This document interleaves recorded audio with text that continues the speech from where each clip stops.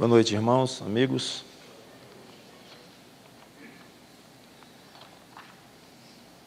Essa é a 9ª e última pregação sobre o tema de julgamento entre pessoas, o que é permitido, o que é proibido. O que é proibido nós já vimos, agora o que é permitido, esta é a 4ª, sobre o tipo de julgamento que é permitido.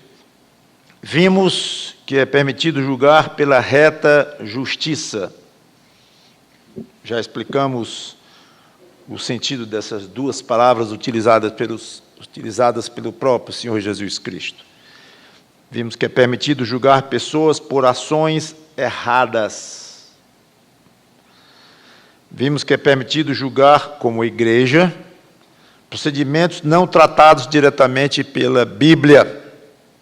E hoje nós vamos ver a última, que é permitido julgar desavenças entre irmãos quando solicitado. Tanto que o título da pregação é: Irmão, julgue a nossa briga.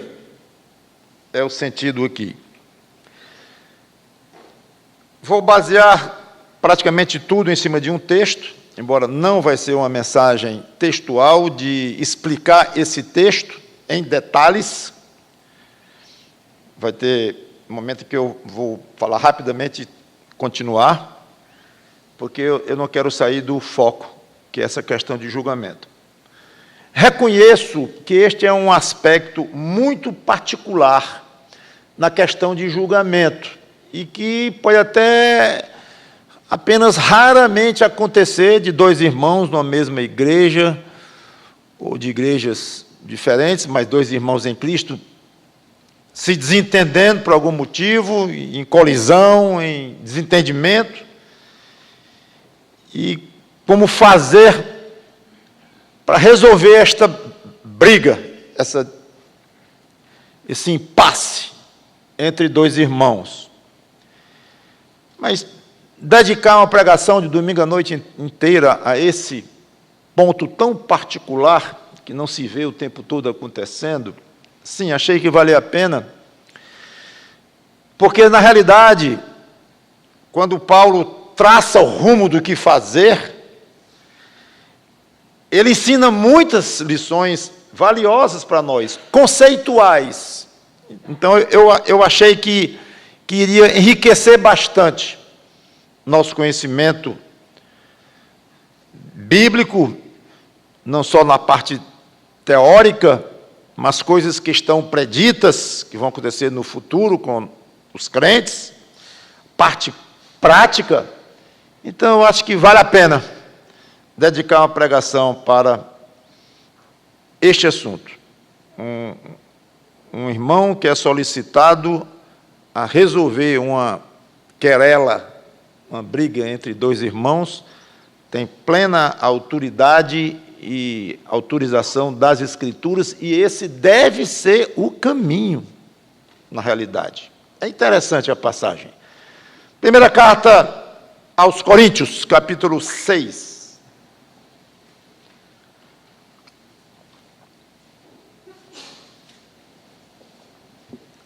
Versículos de 1 a 10.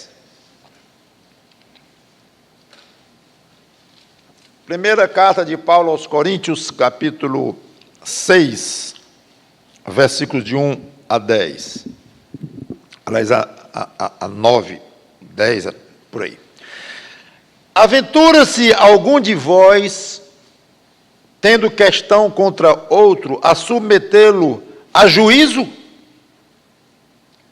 Perante os injustos e não perante os santos?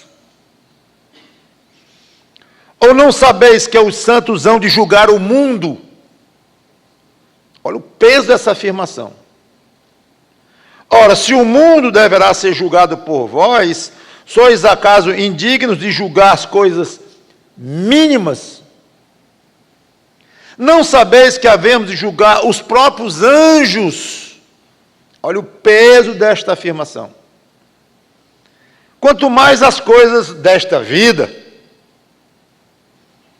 Entretanto, vós, quando tendes a julgar negócios terrenos, constituís um tribunal daqueles que não têm nenhuma aceitação na igreja.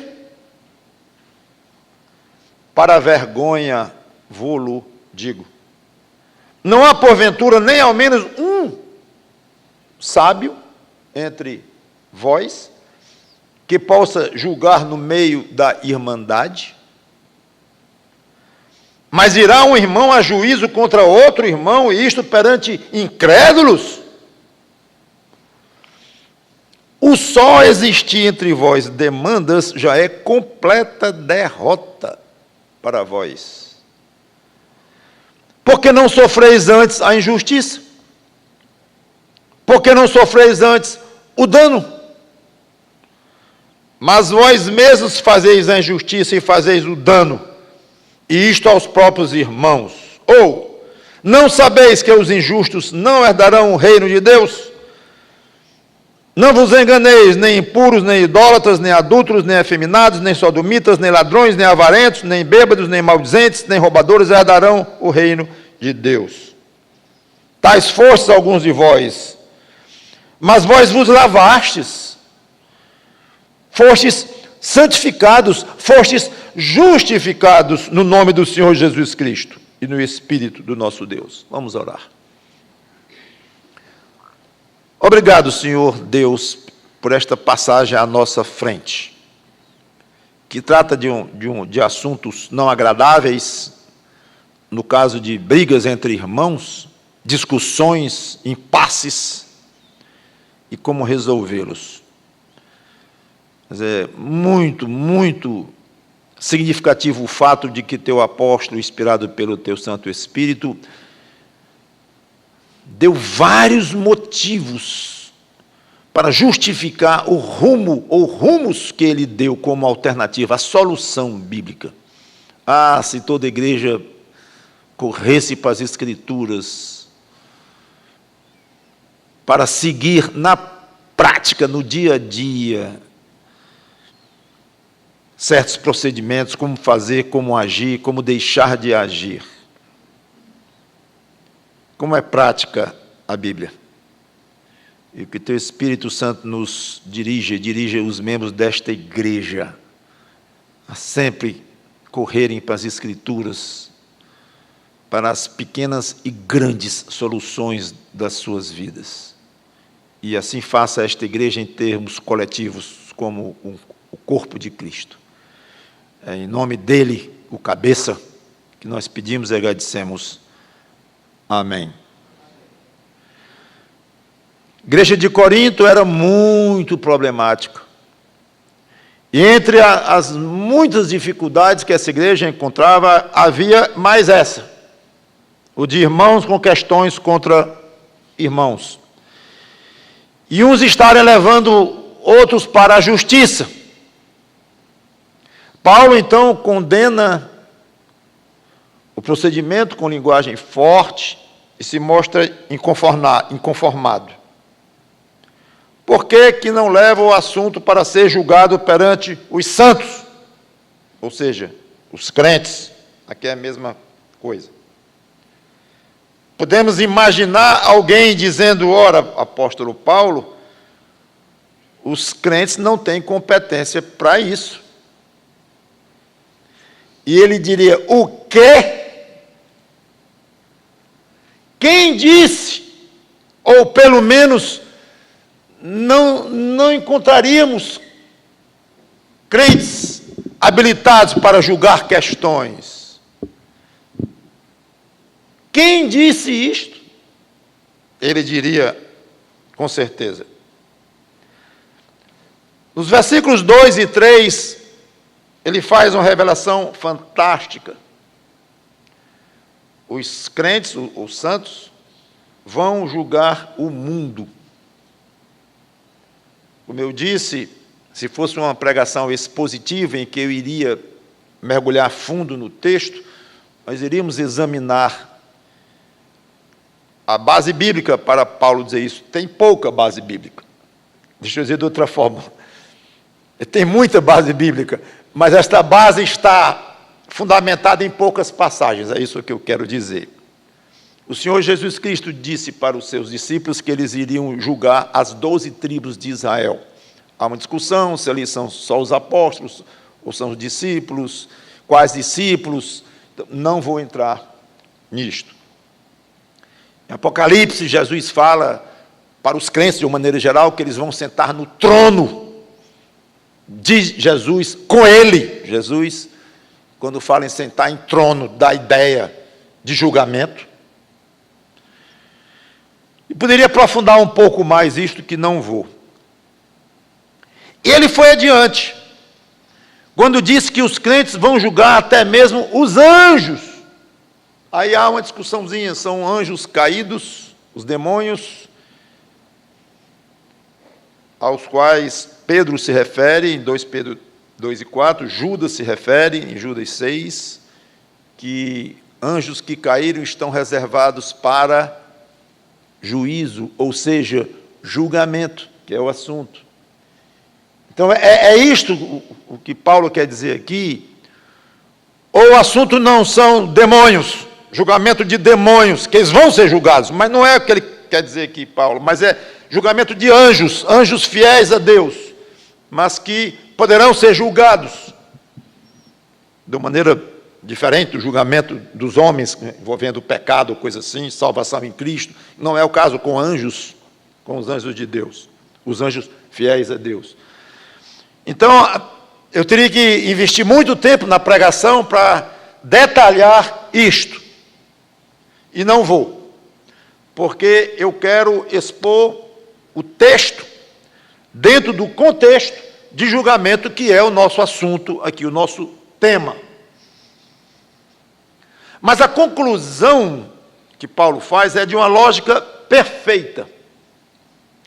Se os crentes vão atuar como juízes em julgamentos complexos e envolvendo valores espirituais e eternos, quer seja julgando demônios, quer seja julgando anjos fiéis a Deus, são julgamentos extremamente complexos, hoje bastante misteriosos aos nossos olhos, o que está envolvido nisso tudo, fora o fato de que os crentes vão julgar o mundo. Quando exatamente isso vai acontecer, de que forma exatamente, não há revelação detalhada, mas que é fato, é. Então, este é o ponto que Paulo se utiliza para justificar ou dar uma base lógica à solução que ele tem para o problema de crentes brigando entre si e que estavam levando uns aos outros para a justiça, e ele não estava gostando disso de jeito nenhum.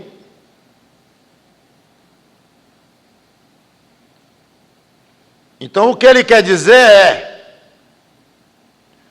se os crentes, os santos, vão julgar coisas enormes, tipo o mundo, ou anjos, quanto mais coisas que ele chama mínimas desta vida. Ele descreveu de duas formas diferentes as coisas daqui. Primeira, ele chamou de coisas mínimas, e lá na frente ele chamou de coisas desta vida. Ou seja, abra o ouvido, coisas que para você são importantíssimas, urgentes, inadiáveis. Eu estou usando de propósito palavras do seu dia a dia, e muitas vezes do meu. Inadiável, meu compromisso. Urgente, importantíssimo, obrigatório, decisório, etc, e etc. Tudo isto que merece de você essa quantidade toda de qualificação para mostrar a importância do que você faz aqui no dia a dia, Deus chama tudo isso de coisas mínimas. Quando eu vi uma lição dessa, eu digo, só isso já justifica a pregação inteira. Só isto. Para você é o fim de mundo. Uma discussão que você está com alguém, uma questão com alguém. Coisa grande. Já pensou em partir mesmo para coisas que crente não devia nem pensar, pelo tamanho do meu prejuízo nisso aí. E o que está envolvido, coisa pesada, você não pode imaginar não. Aonde essa briga, essa discussão, essa questão pode levar. Isso é muito sério. Aí Deus humilha e diz assim, coisa nenhuma. Isso é coisa mínima. Ah, mas para mim, Deus, isso é coisa mínima. Você quer fazer uma outra avaliação, Ou você vai se amoldar à avaliação que eu estou fazendo, diria Deus. Eu estou dizendo que são coisas mínimas. Sou eu. Não discuta, e assuma, e aprenda, e pratique, e viva, considerando que essas coisas que você tem aqui, que para você são importantíssimas, inadiáveis e tal, que para mim são coisas mínimas. Agora, se você não entende por que eu chamo isso de coisas mínimas, vai estudar minha palavra, e venha me conhecer melhor. E venha ver o que é que eu considero coisas grandes. Venha ver a minha escala de valores. Ah, mas tu és um Deus insondável. Sou, mas um tanto quanto eu me fiz sondável. Quando eu revelei nas Escrituras muitas coisas do meu coração e dos meus projetos e da maneira de ver as coisas. Eu revelei muito.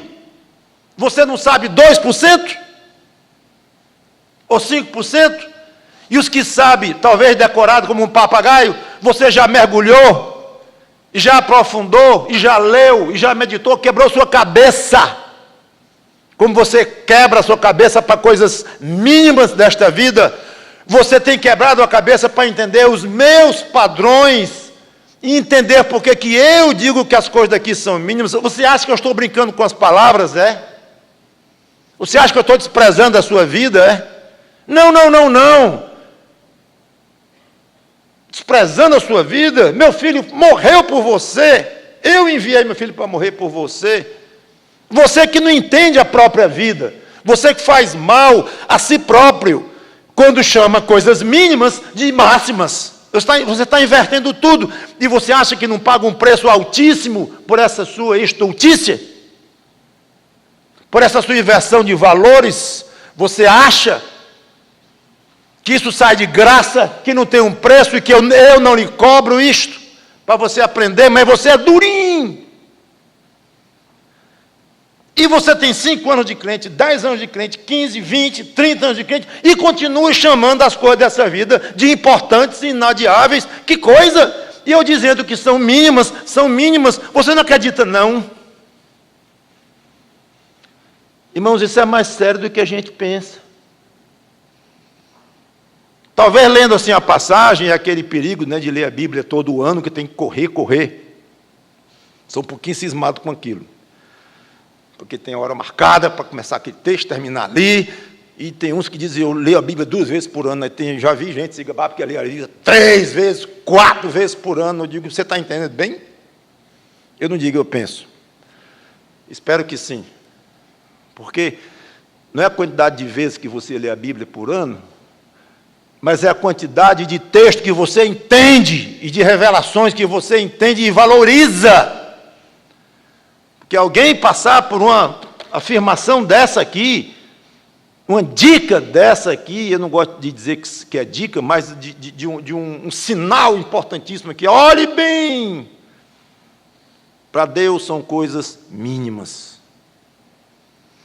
Absolutamente desconcertante. E como eu disse, com muita lição para nós. Primeira vez que você, nesta semana, pode ser amanhã, 7h30 da manhã, você começar a dizer, ai, meu compromisso é inadiável, furou o pneu, como é que pode? Importantíssimo. Não. Tem alguém mentindo para você. Nem que seja você próprio. Não. Voltando. O fato é que os crentes de Corinto estavam cometendo a insensatez de colocar as questões entre eles nas mãos de juízes da cidade. A Bíblia usa não menos do que 4 maneiras para descrever um juiz não crente. Não está falando de um advogado, não, viu? É de um juiz. E um juiz constituído. Um juiz legítimo na cidade dele. Em termos da constituição do estado dele, do país dele, do lugar dele, mas uma autoridade constituída. E essa passagem não é para falar mal de juiz, não. E dizer que Deus não valoriza juiz ou coisa assim. Não, não, não, não, não, não. E você vai entender que não é assim. O fato é que 4 maneiras para Deus descrever um juiz não crente.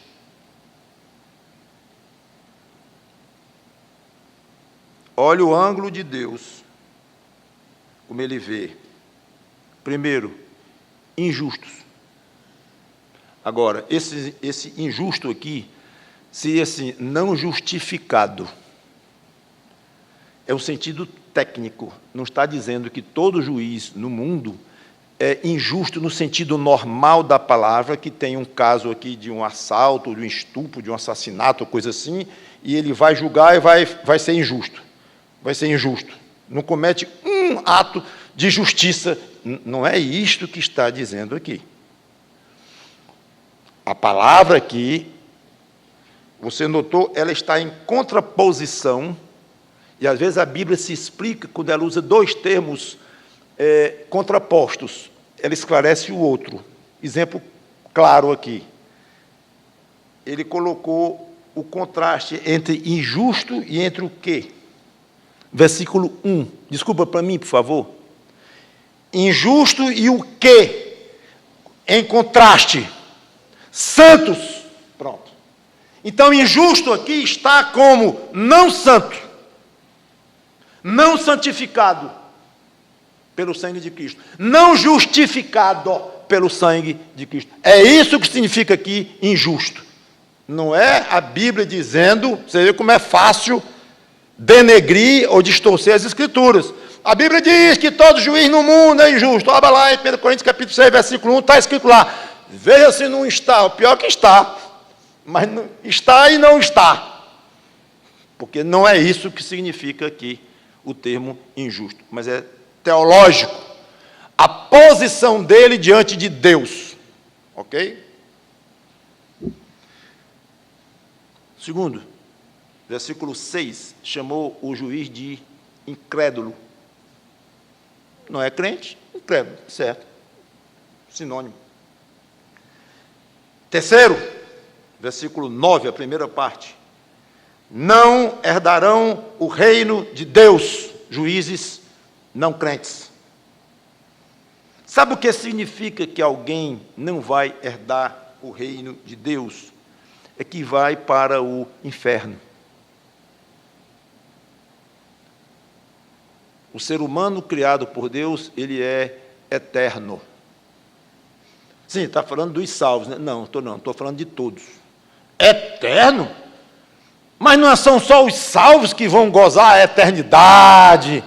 Talvez o homem gozar a eternidade no sentido de usufruir da eternidade, sim. Mas os outros vão amargar a mesma eternidade. Então a eternidade está diante de todo ser humano que foi criado por Deus. Tanto aquele que permanece no estado em que nasceu, ou seja, separado de Deus, sem Deus, sem Cristo, perdido nas trevas, é assim que a Bíblia descreve alguém da maneira como ele nasce. E aqueles que ao longo da vida ouviram o Evangelho, aceitaram a salvação de Cristo, se arrependeram dos próprios pecados, entregaram a sua vida a Cristo, tornaram-se salvos e agora herdeiros do reino de Deus. Esses, e somente esses, da religião protestante, não. Das igrejas batistas, não.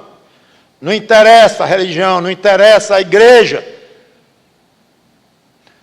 Esses que deixaram a situação de perdidos e creram no Senhor Jesus Cristo, na salvação que Ele operou, que Ele morreu para pagar os pecados daqueles que se arrependeriam, ressuscitou, voltou ao céu. Esses que creem nisso e pedem perdão a Ele de todo o coração, arrependidos, e enxergam pela fé dada por Deus essa obra maravilhosa de Deus, esses escaparam da condenação eterna. Eles já estavam destinados à condenação eterna desde que nasceram. É assim que a Bíblia ensina. Escaparam e se tornaram agora filhos de Deus em Cristo.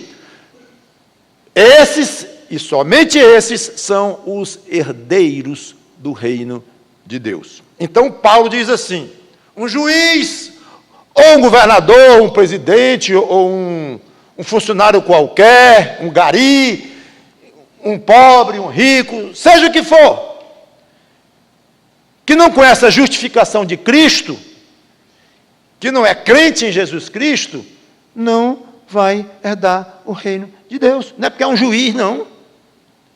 Também não vale o contrário, quer dizer, não é porque ele é juiz que ele deixa de ser perdido. Não.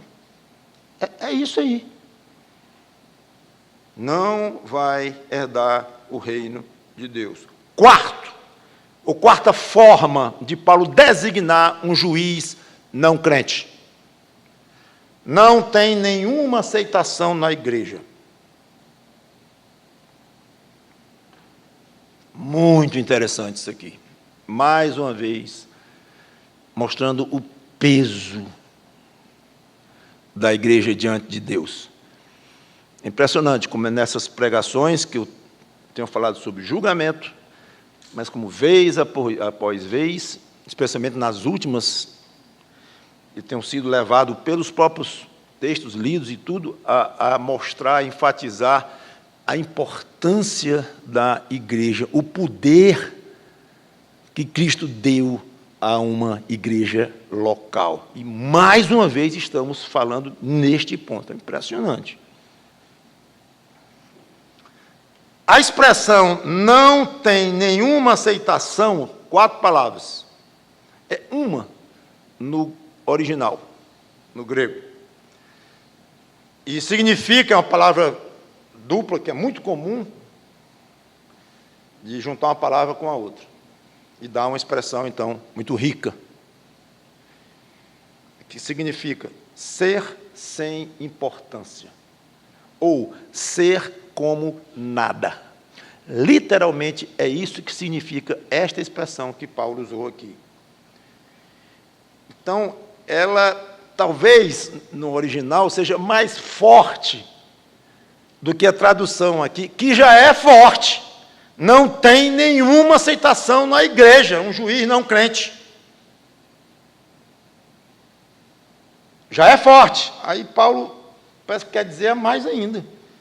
É como nada. Numa igreja.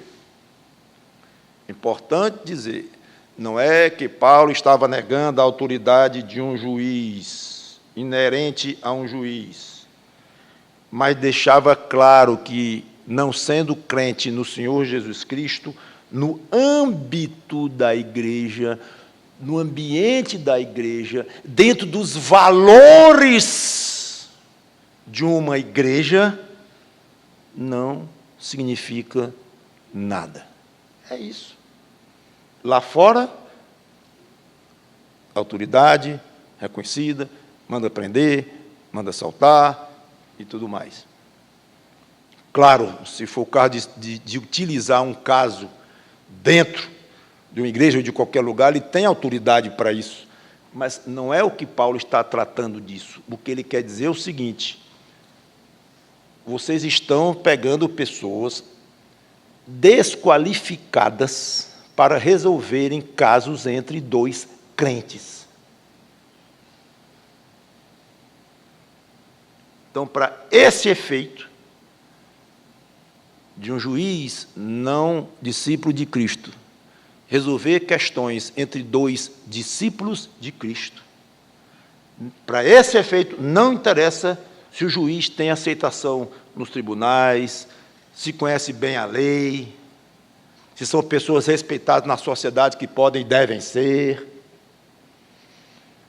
Nesta questão aqui, de entender e de avaliar e de julgar um caso entre dois filhos de Deus, dois juízes que vão julgar o mundo, dois juízes que vão julgar os anjos, duas pessoas que vivem numa esfera espiritual, que servem a um Deus vivo, que creem que são habitação de uma pessoa da Trindade que constitui esse Deus vivo, loucos ou não, esquisitos ou não, tolos ou não, eles creem nisto, estão absolutamente convencidos disto. Esse tipo de gente não dá para ser julgado por um outro tipo, mesmo muito entendido de leis humanas. Esse tipo aqui não está habilitado para julgar esses dois aqui, não. É isso que a Bíblia diz, não está dizendo outra coisa, não. É exatamente isto. Na questão de julgamento entre crentes, o fórum reconhecido por Deus é a igreja. Lembre-se que a igreja é a única instituição divina sobre a terra. Única. A família também é, não é. A família, ela foi instituída por Deus, mas existem famílias inteiras de pessoas que não têm nada a ver com Deus, que não vão herdar o reino de Deus, que são separados de Deus, como eu acabei de explicar, que é todo aquele que continua no estado em que nasceu. Então a igreja, a família é uma instituição feita por Deus e que é importantíssima como instituição acima da própria instituição da igreja, no sentido do crente ter que prestar atenção. Mas, quando eu digo que a igreja é a única instituição divina sobre a terra, é que ela é a igreja verdadeira. Ela é composta de pessoas que são filhas de Deus, que são habitação do Espírito, pessoas que são co-participantes da natureza divina. O crente tem uma situação tal de intimidade com Deus e de uma vida espiritual que o não crente não possui. Então, uma organização na terra, é bom até completar, ela é divina e é humana, claro, porque ela é feita de pessoas. Então, quando eu digo que é única divina, não quer dizer que ela não tem nada de humano, talvez, melhor dizendo assim, é a única que é essencialmente divina e, ao mesmo tempo, humana, que é também, claro. Mas não há outra instituição na terra composta de pessoas que podem dizer assim, nós somos o corpo de Cristo. É a única. Então, o reconhecimento pela igreja é que dá legitimidade à autoridade de um crente julgar um caso entre dois crentes. Isso não anula o fato de que Deus reconhece as autoridades terrenas.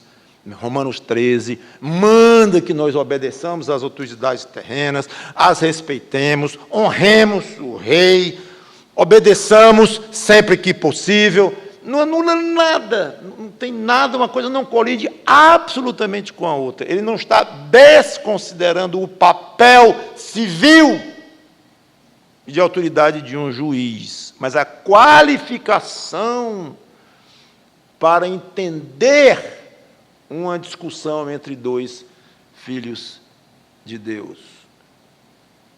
Quase podemos ouvir Paulo perguntando, ora, alguém que não conhece a justiça de Deus, então teologicamente vive na injustiça, incrédulo, e que não vai herdar o reino de Deus, como é que vai poder julgar os herdeiros do reino de Deus? Como é que pode?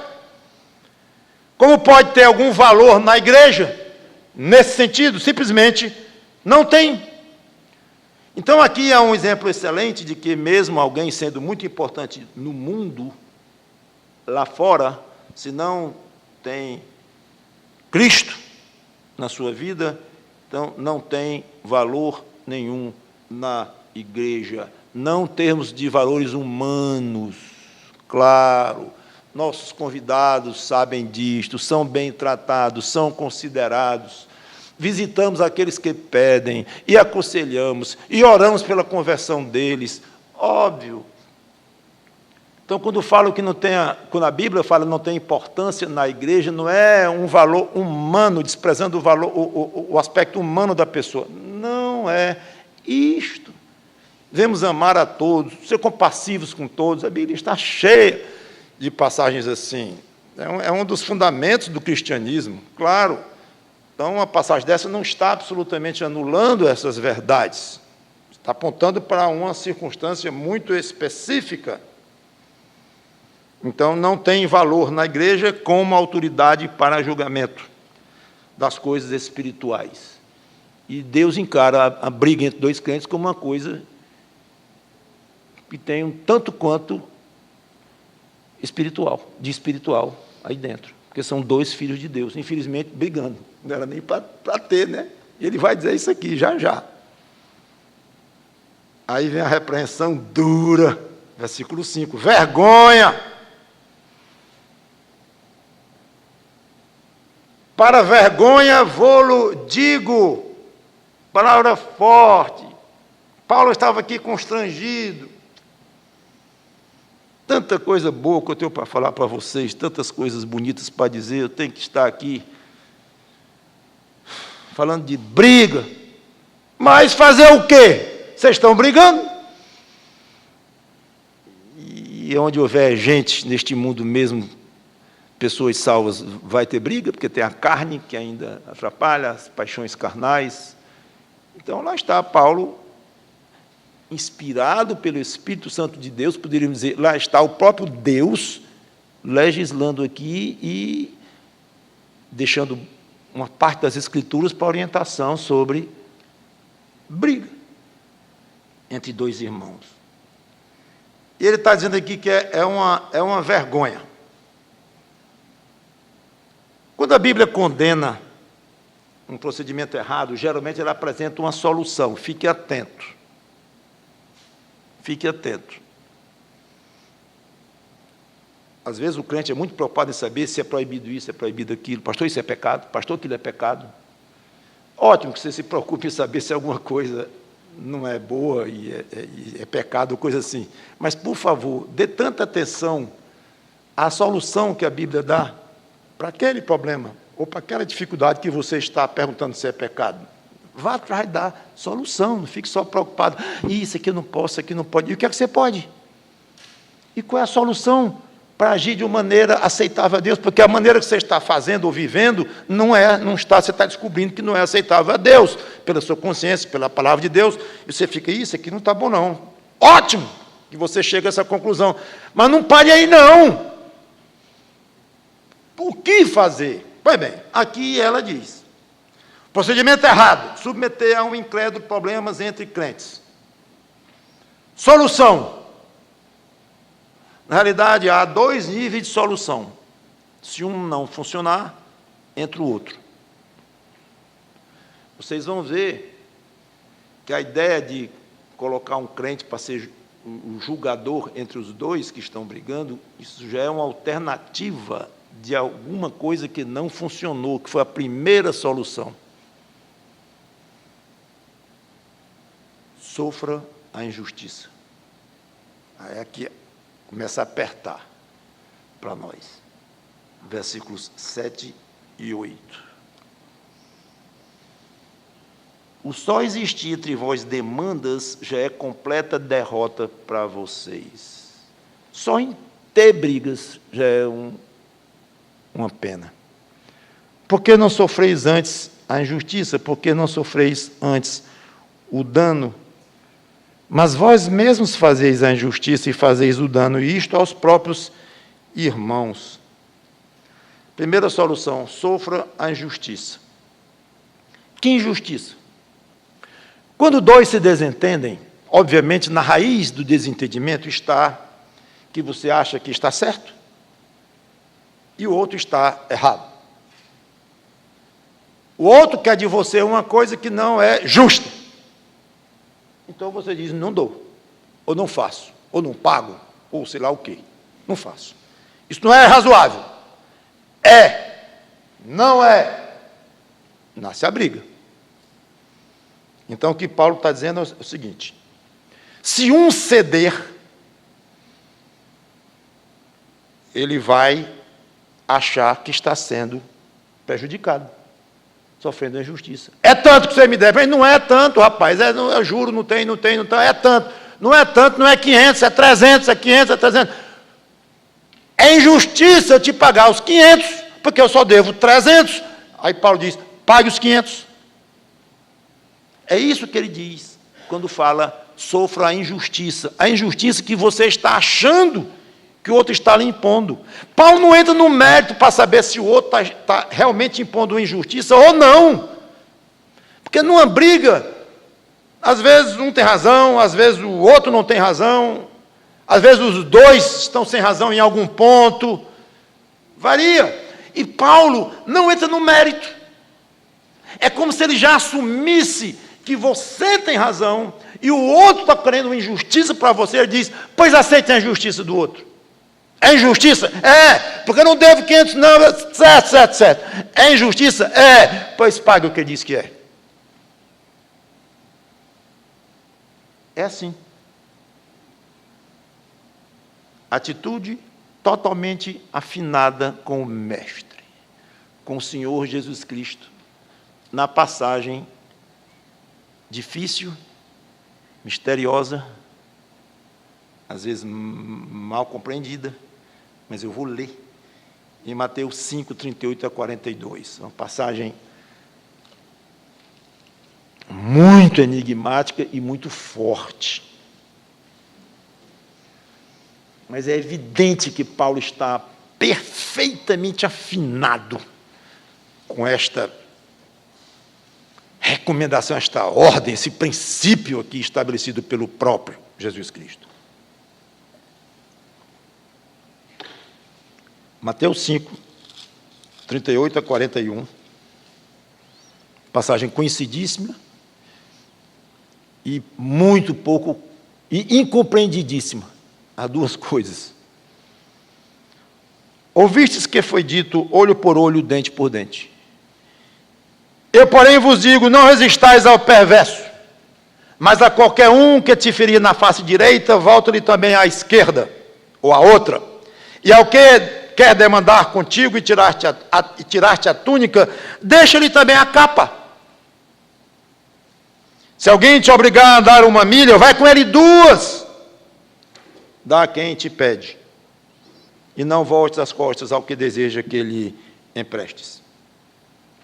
Não vou detalhar isso aqui, agora apenas mostra que o princípio de não resistir ao perverso, ou à injustiça, ou a algo errado que o outro queira, errado ou exagerado, ou abusivo que o outro queira demandar de você, em princípio, considere fazer, ceder, sofrer injustiça.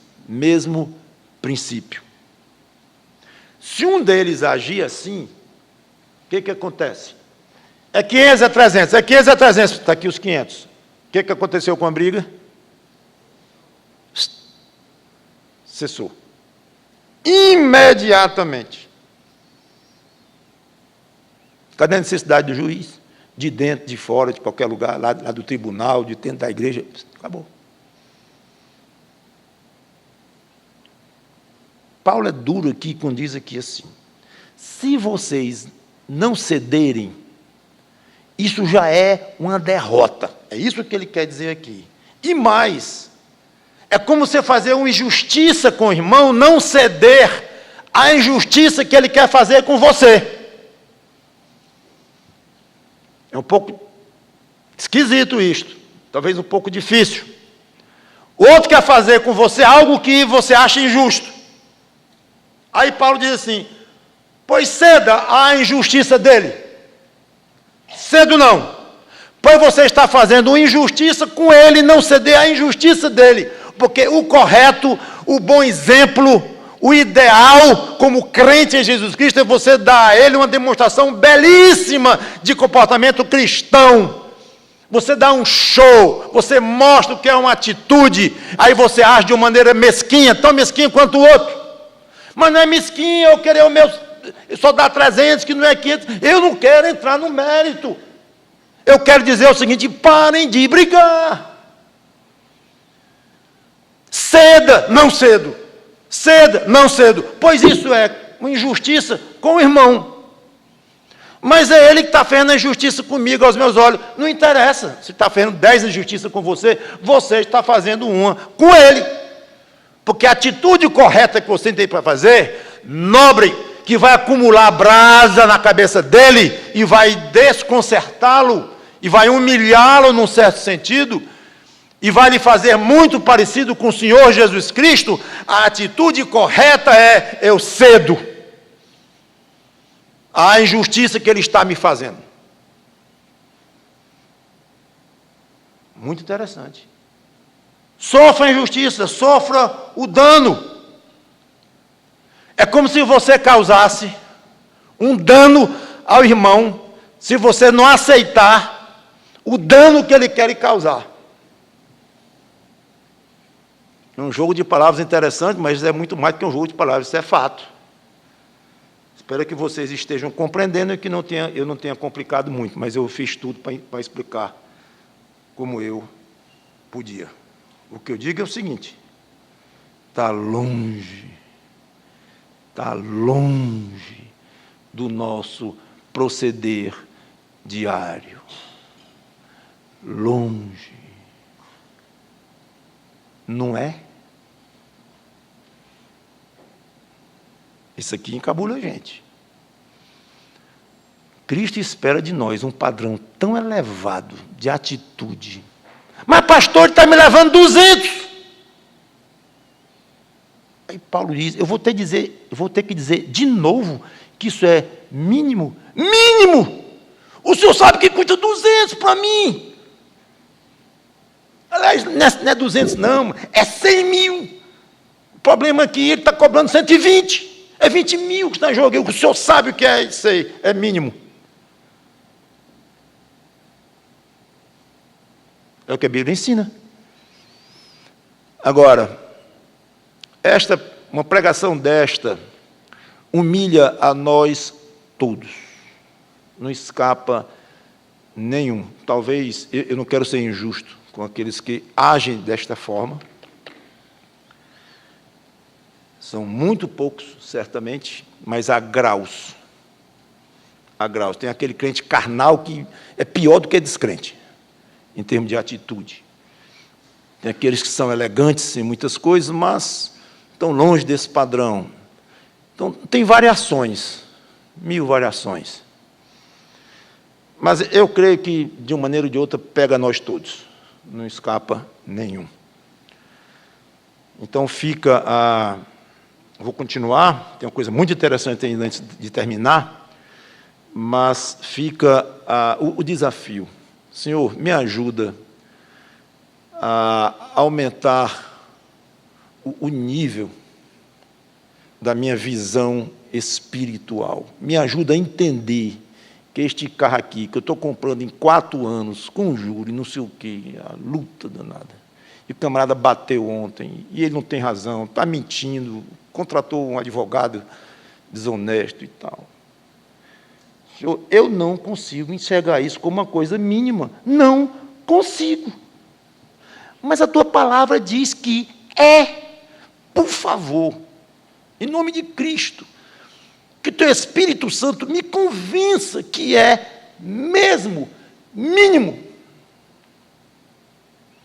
E eu vou dizer uma coisa que os mais velhos vão entender melhor.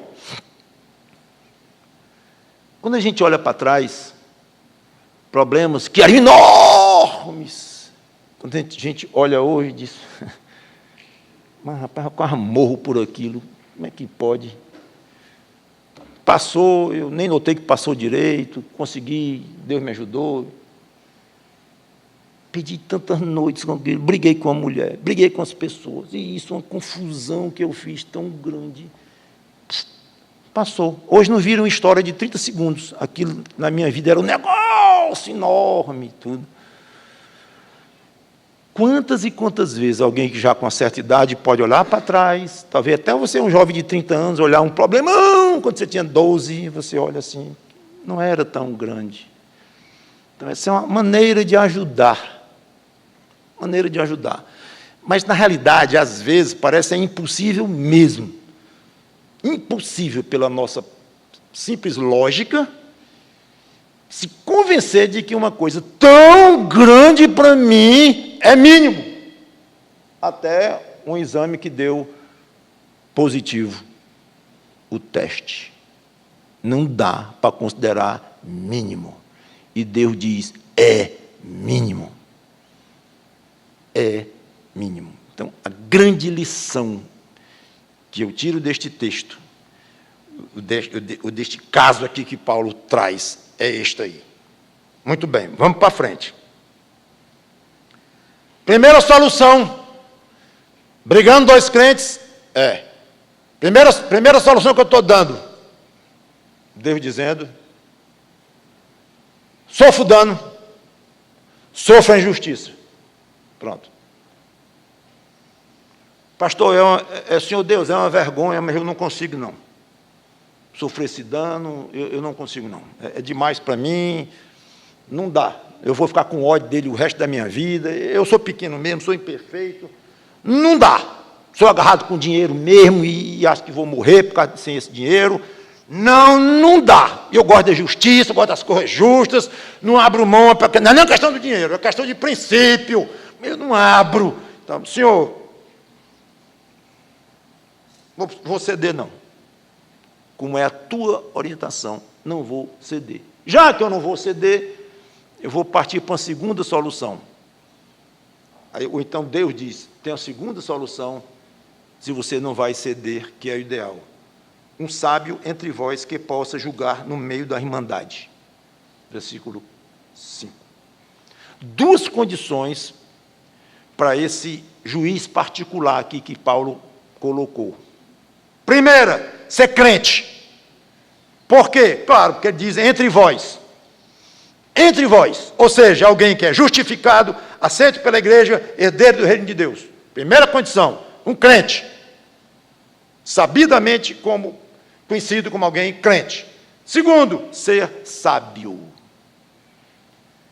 Para julgar os crentes, não é necessário apenas ser outro crente. Muito curioso. Teria de ter sabedoria, obviamente uma sabedoria vinda do alto, dada pelo Espírito Santo. Curioso. Paulo não esperava uma farta opção de irmãos habilitados. Eu sei que vocês têm um monte de irmãos aí sábios. Eu acho que ele sabia que não ia ser tão fácil encontrar. Tanto que ele diz assim, vocês não encontram nem um. Como se dissesse, tem que haver, procurem. Eu não sei se já andaram dizendo para Paulo, porque até que seria bom alguém entre nós, mas não tem, sabe, entre nós e tal. Eu não sei o que se passou por trás. Mas dá a entender que Paulo realmente acha que não há uma grande profusão de crentes sábios. Não sei, seria o ideal, claro, mas Paulo é bem realista. Duas observações. Primeiro, Deus separa em dois níveis diferentes os crentes e os não crentes. Os crentes constituem um povo à parte e devem resolver seus problemas internamente, o mais que possam. É como se fosse profundamente irritante para o próprio Deus ver seus filhos em Cristo sendo julgados por pessoas que não são dele. Aos olhos de Deus, os incrédulos são desqualificados para julgarem seus filhos. Segundo, e aqui eu quero encerrar, a importância, a nobreza da sabedoria. Imaginem um crente, você um dia ser abordado por dois irmãos na igreja. Irmão, vem cá. Estamos com um problema aqui, uma desavença, a gente já tentou se entender aqui, mas não deu, não. Então, nós pedimos que você ouça um, você ouça o outro,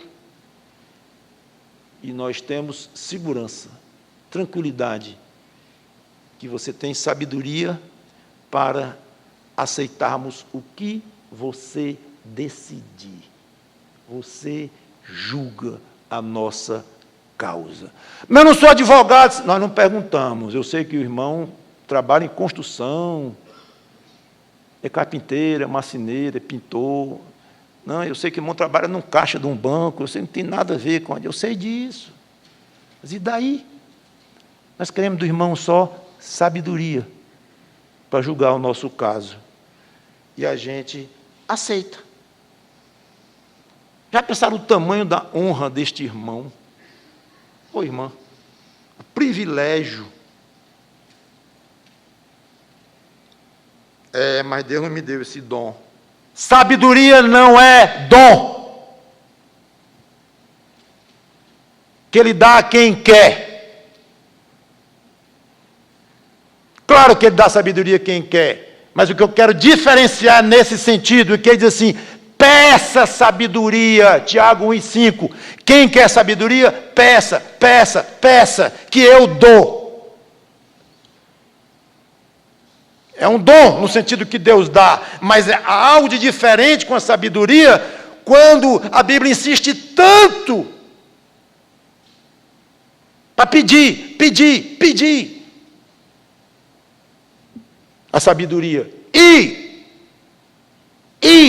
Deus diz, e eu dou. Ele fala isso dos outros dons?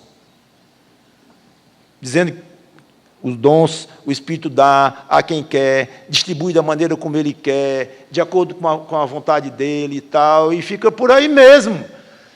Mas o ânimo, o incentivo para o crente pedir dons, se tem lá, é muito discreto. E não com a garantia de que será dado. A sabedoria teve este destaque.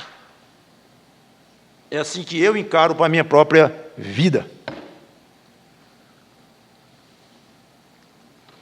Entender que a sabedoria está ofertada a todo aquele que queira. Então não venha chorar aos pés de Deus, miar. Eu não tenho sabedoria. Eu sou insensato, eu faço tudo errado. Aqui não está falando de ser desinibido, de ser simpático, ou ser extrovertido, ou ser inteligente, ou ser criativo, não tem nada a ver com isso. Zero. Sabedoria do alto, ver as coisas pelo ângulo de Deus, como Deus enxerga. Ninguém pode se queixar, crente nenhum pode se queixar que não tem esta sabedoria, porque não tem, porque não pede. O senhor não pode dizer que eu não peço, posso, porque a Bíblia diz, se você pedir, eu dou. Deus estará, por acaso, mentindo, enganando, iludindo? Sabedoria é uma coisa que você pode ter. Você sendo crente em Jesus Cristo, peça, e peça, e peça, que Ele vai dar, e um dia talvez você se surpreenda, em de fato, algo que você nunca imaginaria, mas chegarem dois irmãos e dizer, nos ajuda, você tem sabedoria para isso, nós estamos com um problema, e você vai dizer, nunca pensei, e só tirar nota baixa na escola, não tem nada a ver, não tem nada a ver. Quero encerrar E eu tinha uma pergunta clássica aqui, complicada, mas acho que eu vou deixar. No caso de irmãos de igrejas diferentes, ou para complicar mais, de igrejas de denominações diferentes, como fazer? O contexto aqui é a própria igreja, a mesma igreja, é o contexto. Mas isso significa que nós vamos desprezar totalmente o fato de serem dois irmãos de duas igrejas diferentes que estão tendo problema, eles não podem pedir um outro para servir como juiz nisso aí? Pode, mas começa a ficar mais complicado, porque envolve diferentes igrejas, diferentes denominações, diferentes convicções doutrinárias, então fica mais complicado. De qualquer maneira, seria bom se cada um tivesse o mínimo conhecimento do outro para avaliar uma coerência da vida do outro, e não é só um dizer, hoje eu sou evangélico, então quer dizer que ele é crente em Jesus Cristo. Então o crente tem plena liberdade de dizer assim, pelo que eu conheço dele, ele pode dizer 10.000 vezes que é evangélico, pelo que eu conheço dele, ele não tem padrão de vida cristã, eu não considero como irmão em Cristo, não. Então, se eu vou resolver essa parada aqui, ou eu e ele, vamos levar para o advogado, para a justiça, pode até ser, mas igreja aqui, para mim, não vale, porque eu não considero irmão em Cristo. Você tem direito. Você não tem direito a dizer assim, você não é salvo. Não pode. É você considerar alguém que você conhece como não sendo ou não sendo irmão em Cristo, ou pelo menos duvidando disto, é um direito que você tem.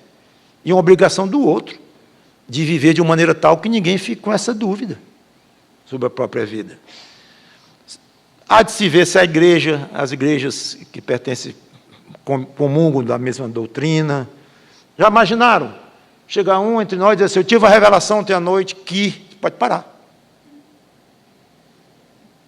Pode parar. Não vale. Foi uma revelação que o irmão teve? Foi. Mas vocês não escreveram como juiz? Eu?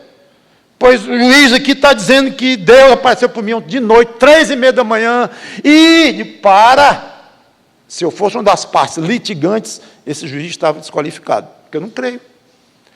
Então vai desrespeitar o outro, vai brigar com o outro, e vai ter confusão, vai acabar brigando com o juiz, né? Duas brigas agora.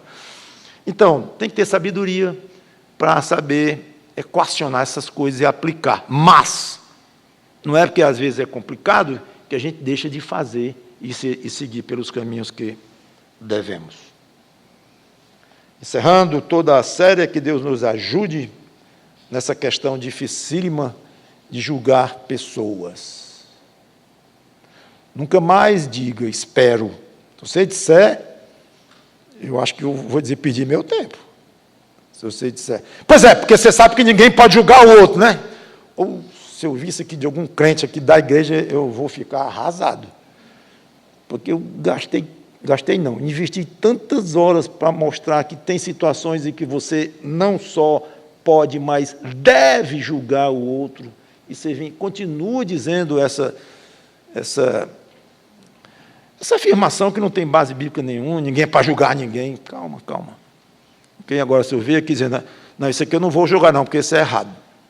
Isso aqui tem tudo a ver com o julgamento que eu vou fazer e é agora. E bufo, diz a sua opinião lá de maneira correta, biblicamente aprovado. Espetacular. E que Deus nos faça agradáveis a Ele, neste particular, de sermos pessoas que vamos deixar de julgar quando não pudermos fazer, Ele nos proíbe, e que vamos sim julgar, mas dentro dos princípios dEle e para a honra dEle. Vamos orar. Obrigado, Senhor Deus, pela Tua palavra, que Teu Espírito Santo nos ajude a aplicá-la. Em nome do Senhor Jesus Cristo. Amém.